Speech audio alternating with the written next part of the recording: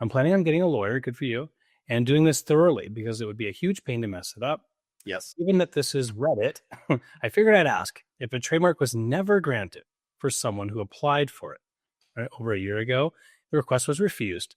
And as of a few months ago, the request was deemed abandoned. Can others apply for it without it being considered dead? Yes. Yes, you could. But, as the trademark attorney, I'm curious, why was that other trademark application abandoned? Was there an office action that, pointed out a huge issue with the name potentially, and they didn't respond to the office action, or they did respond to the office action but were unsuccessful? Right. I'd be curious about that. I'd be curious if the trademark is from a different class of products or services in the first place. But yeah, certainly you would want to talk to an attorney about this, because if you're as a non-attorney, potentially, concerned about this, I think that's a great opportunity for you to go, talk to an attorney.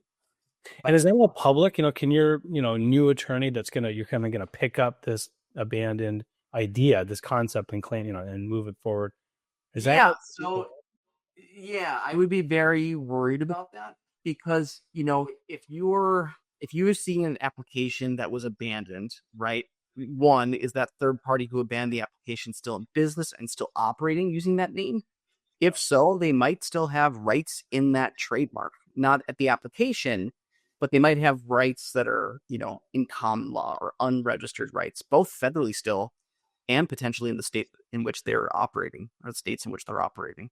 Yes. So, yeah, I mean, just because something's dead or abandoned, the USPTO is not, permission essentially to go to market with something. Got it. Yeah, interesting. That's a good question. And great. Question. Yeah.